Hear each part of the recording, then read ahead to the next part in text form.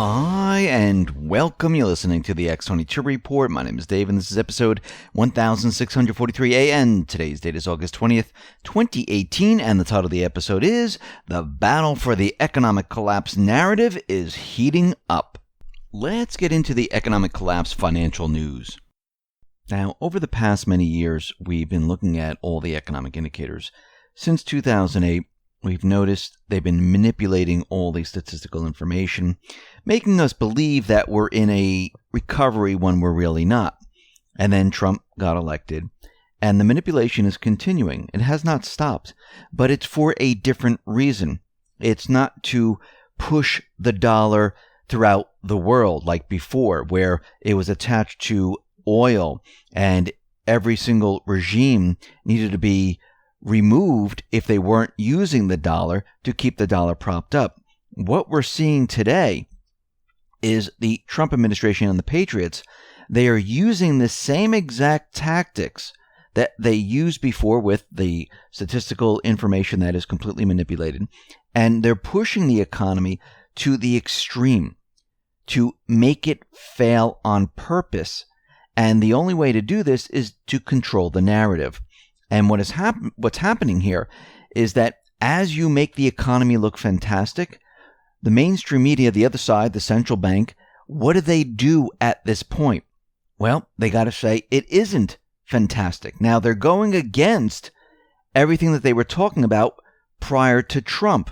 And remember, the information he is using and what he is doing right now is the same exact information and statistical manipulation that was used before.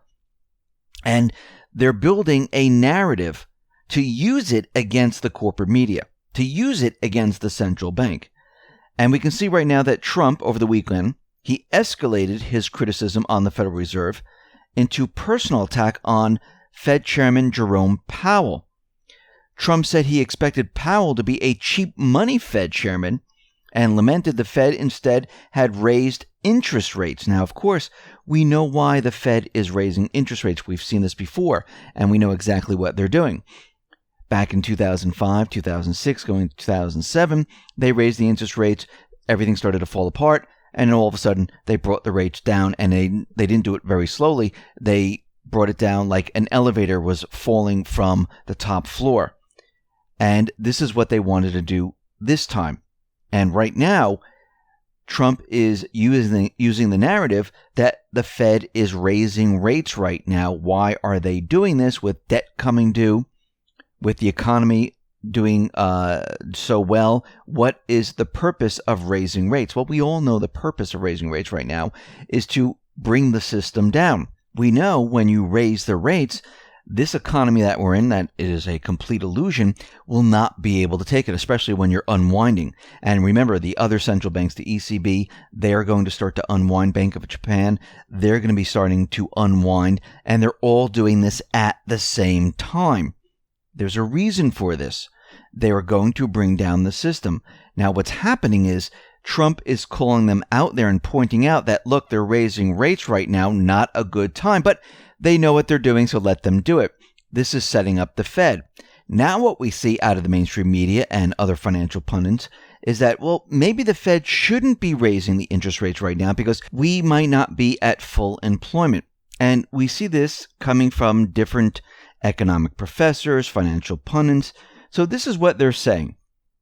The Federal Reserve is making a huge error in believing that the labor markets are so tight that interest rates must move higher. At issue is full employment, the level where the unemployment rate can't go lower without resulting in higher inflation. The Fed's latest estimate for full employment is a range between 4.1 and 4.7%. The unemployment rate stood at 3.9% in July. So David Blanchflower, an economic professor at Dartmouth College, thinks full employment is closer to an unemployment rate of 2.5%, which would mean that the Fed needn't be in such a hurry about raising interest rates.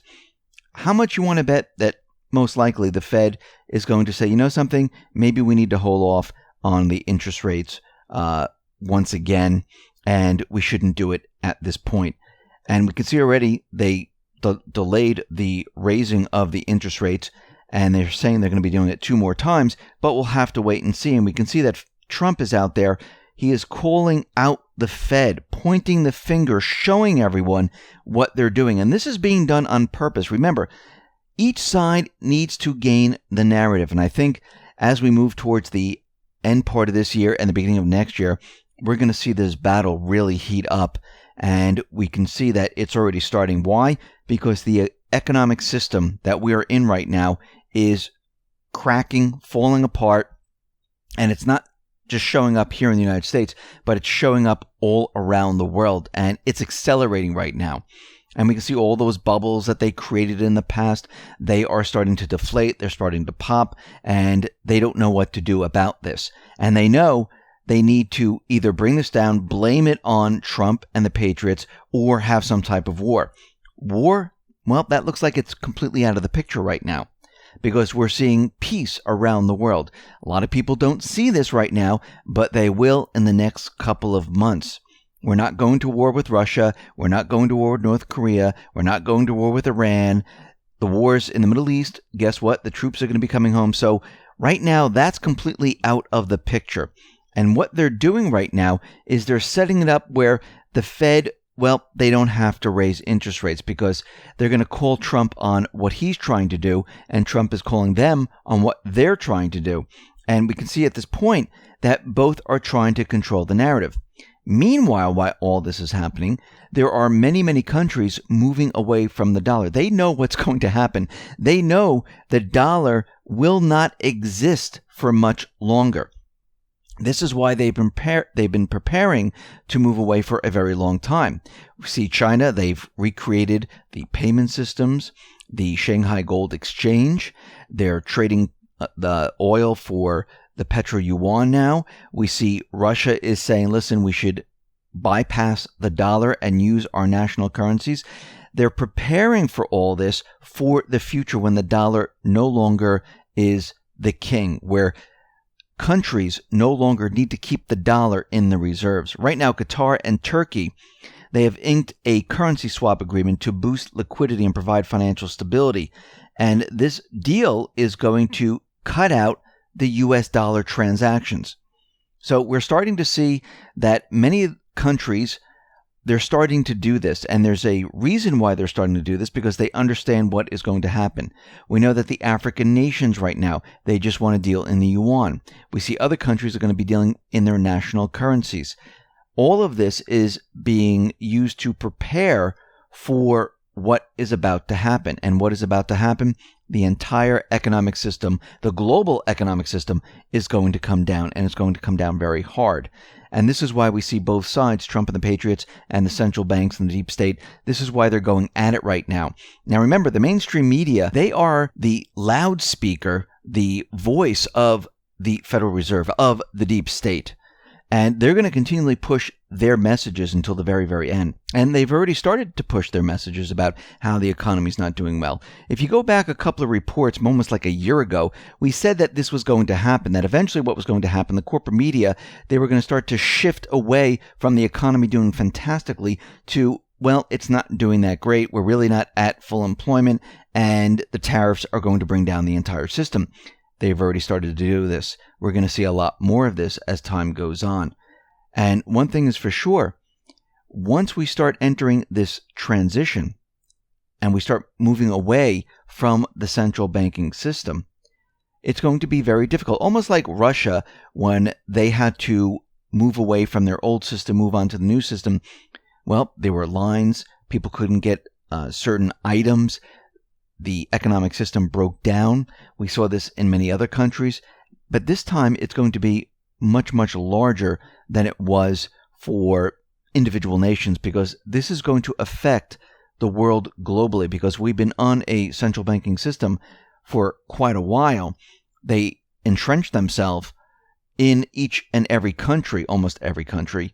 And a lot of these countries, they're going to hurt a lot more than other countries. I mean, if you go back to the 1970s, yes, when we were moving off the system, the United States was hurting a little bit, but out in the UK and many other countries, they were hurting a lot more. We're going to see the same thing happen once again, and this time, coming off the reserve dollar, I mean, the life that we experienced throughout all these years is going to disappear. It's going to be very hard for many people because we've been living in this world of plenty. And once this stops, and people don't believe that it will ever stop, but it's going to, because we have too much debt. It cannot be sustained. The amount of people working is not enough to pay off the interest on all this debt, and the debt is rising a lot faster than the tax receipts coming into the government. And people are getting lower paying jobs. They don't have the same full-time jobs. A lot of the manufacturing has been moved out of the country. A lot of the corporations have been moved out of the country. Yes, they're trying to bring them back, but this is going to take some time. Think about how many years it took them to get rid of the manufacturing, to get rid of the corporations, and to move them out of the United States to someplace else. To bring them all back, you just can't snap your fingers and say, hey, come on all back, because what's the incentive? The American worker, they get paid too much compared to where they are now. Do they have tax incentives? Is there too many regulations? A lot of this needs to change before manufacturing and the rest comes back to the United States. But this is what Trump and the Patriots are preparing for. They're preparing to bring back these type of companies and manufacturing. Now, will people get the same pay that they were getting before? No, I think things are going to change. I think we're going to have a major adjustment where what we know today of, a house costs $300,000, it's going to change rapidly, because once we go on to a new system, we're not going to have a devalued currency. So we're not going to have these inflated prices, because you don't need as many dollars to pay for that piece of real estate. So a lot is going to change when we start moving into a new system. And of course, to get there, it's going to be a very bumpy ride. And a lot of people are not going to understand what's going on. A lot of people are going to be very angry. And it's going to be difficult for many people, because we've been the reserve currency for a very long time. So we have both sides right now where they want to control the narrative. I mean, the central bank on one side, they would like to restart their system. They don't want anyone to know what they're up to. They want to be independent. They want to be private. And they want to start this whole thing over again so they can maintain control. That's what it's all about. Control. They don't care how long they have to wait to get their one world currency and things like that. They will wait for it as long as they remain in control. If Trump and the Patriots, if they control the narrative, it's going to be very different. Trump, as you can see, is already pointing the finger at the Fed.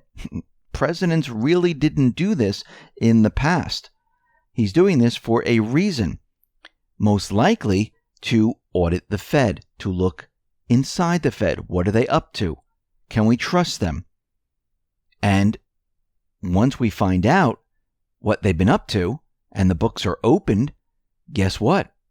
He's going to make the case that this can no longer be this way. We need to make a change. We need to take control of the Federal Reserve.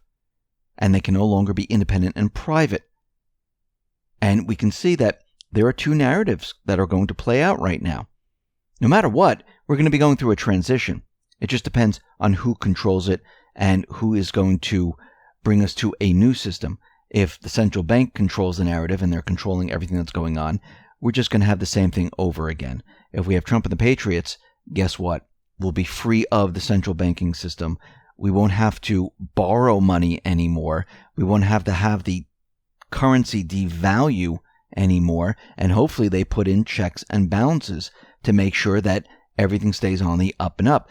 And you can take this a little bit further. Once you get rid of all the free money with the borrowing, where there's unlimited funds, you can cut down on corruption in government.